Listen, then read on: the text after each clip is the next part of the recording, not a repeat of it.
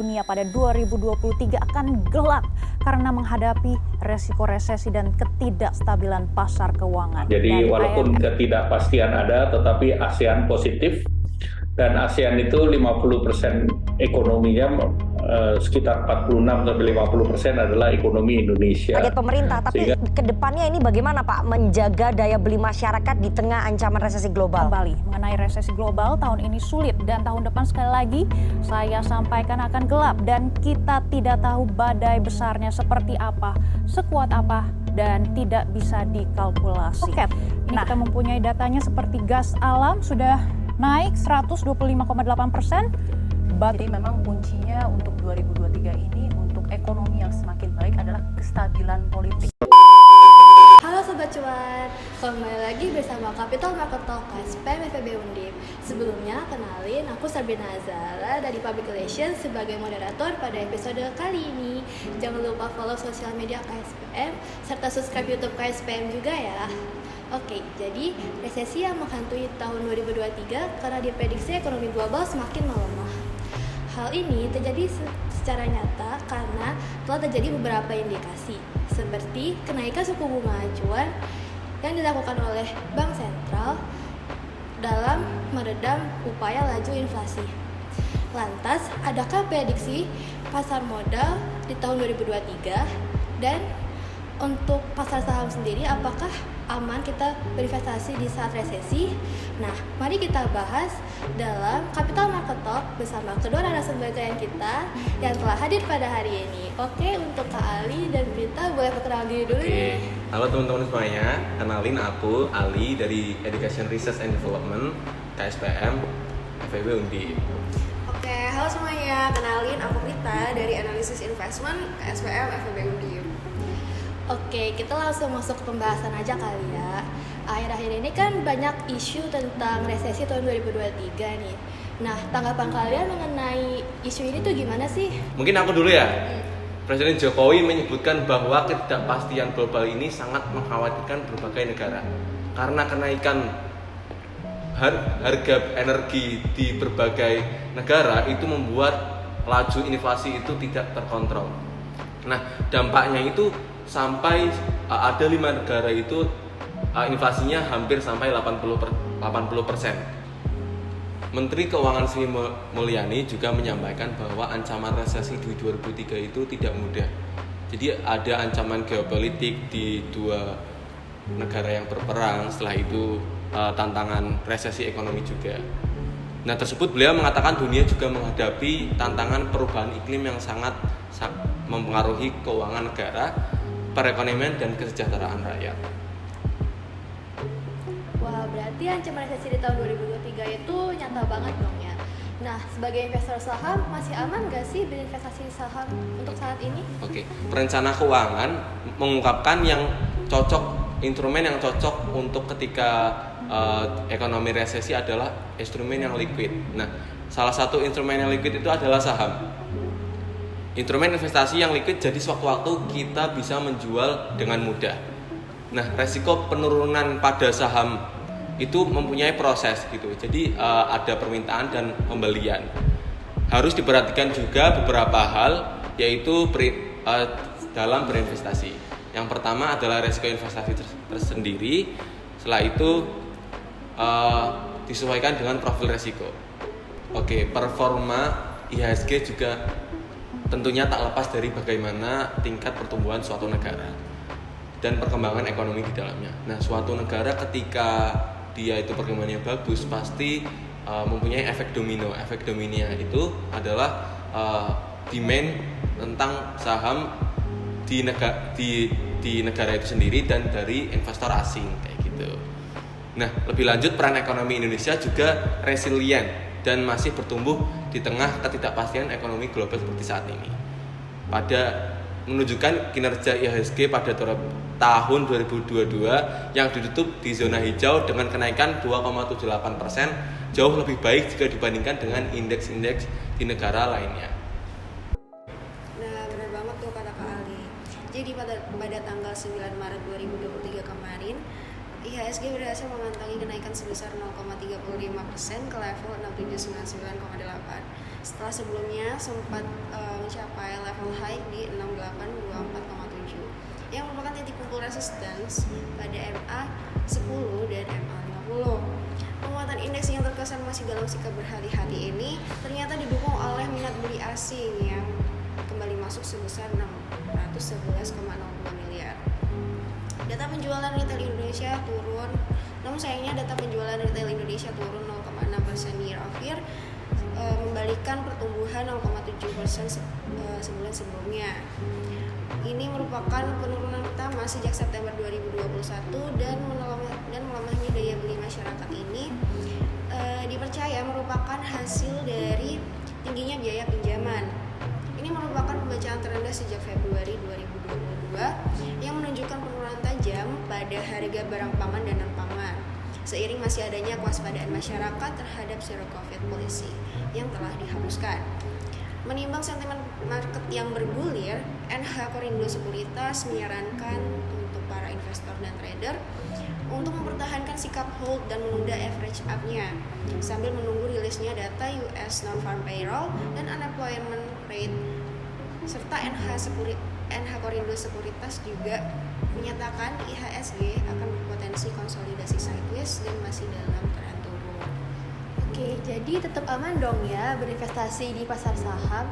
Nah, kalau untuk industri sendiri apa aja sih yang gak terlalu berdampak?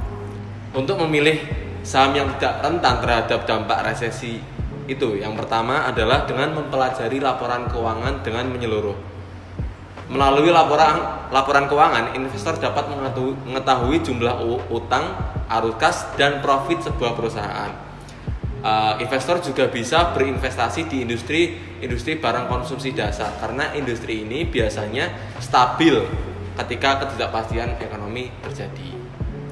Oke, jadi untuk industri sendiri yang gak stabil itu tuh kayak industri barang konsumsi ya. Nah, kalau industri yang stabil itu kayak gimana sih? Jadi ekonomi Universitas Gadjah Mada, Bapak Edi Junasi pernah menjelaskan sektor-sektor yang diprediksi defensif yang akan mengalami kenaikan selama resesi. Nah, untuk sektor-sektor tersebut tuh ada barang baku, konsumen primer, kesehatan, dan energi. Beliau juga menjelaskan nih sektor-sektor yang turun dan terserang ketika resesi. Nah, itu ada cyclical, properti, transportasi, dan logistik. Sedangkan untuk sektor yang cenderung stabil adalah sektor perindustrian, sektor konsumen non primer, teknologi, dan infrastruktur. Nah, untuk itu mari kita lihat nih pergerakan harga saham dari beberapa sektor yang terdampak tersebut. Untuk emiten-emiten yang akan dianalisis kali ini adalah emiten yang termasuk dalam indeks IDX 80 dan LQ45. Nah, untuk data emiten yang akan kita analisis itu mulai dari IDX 80 tuh ada MRT, ASSA, CTRA, Pakuwon, Wika, dan WSKT. Nah, untuk data yang termasuk dalam LQ45 ada ADRO, ada MRT, ada ANTM, ASII, KLBF, PGAS, SCMA, dan SMGR. Jadi gimana sih pergerakan harga saham di beberapa emiten tersebut? Biar yang nonton juga tahu lebih detail nih. Oke, mungkin yang pertama kita bisa simak chart beberapa emiten dengan menggunakan periode monthly ya. Yang pertama kita bisa lihat dari sektor konsumen primer nih. Ada AMRT yang tercantum dalam IDX 80 dan juga LQ45 yang diprediksi akan naik terhadap atau defensif terhadap resesi. Nah, jika melihat chart AMRT sendiri nih pada tanggal 3 Maret 2023, indikator stokastik menunjukkan perpotongan garis utama ke bawah garis sinyal sehingga menandakan dead cross yang merupakan indikasi penurunan harga saham, dan hal ini terjadi di luar batas netral sehingga kemungkinan dead cross ini terjadi berlangsung cukup lama. Namun pada indikator MACD, garis utama dan garis sinyal masih saling sejajar dan memiliki jarak yang cukup jauh sehingga masih ada kemungkinan untuk naik.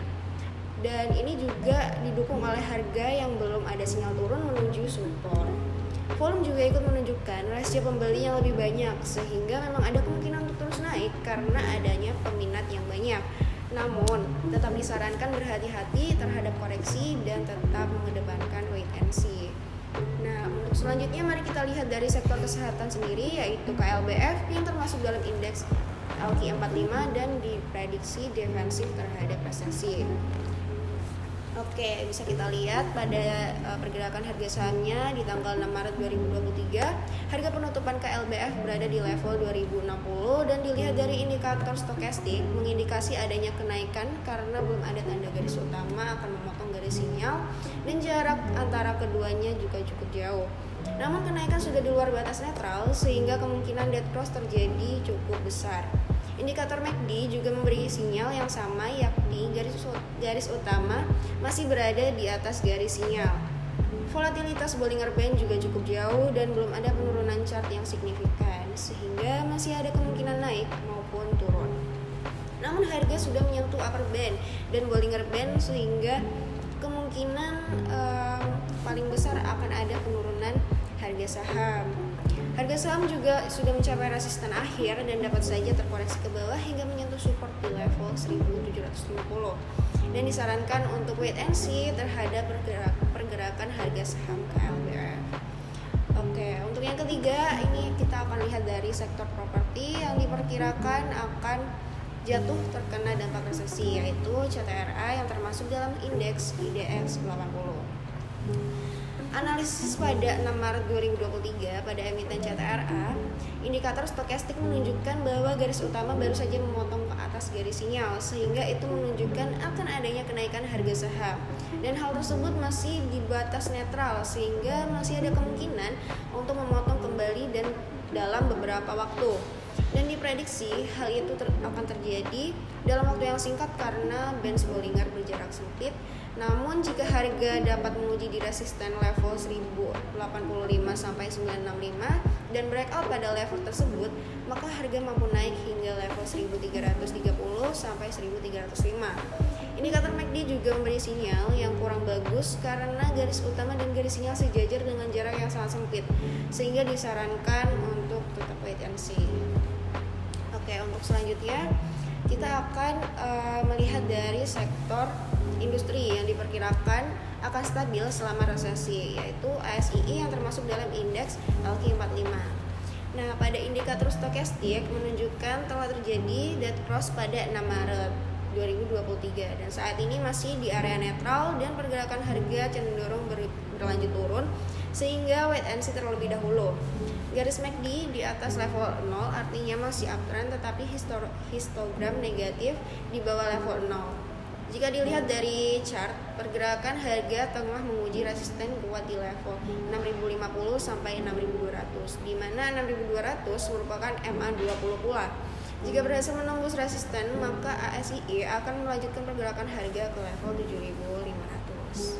Wah, ternyata pembahasan kita mengenai resesi 2023 ini kompleks banget ya.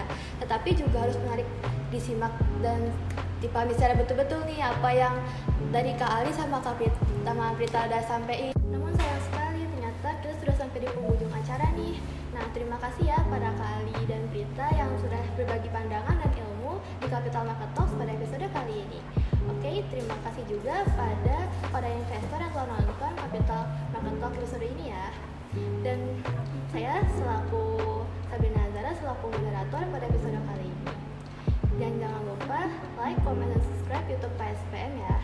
See you di next Capital Market Talk. Bye.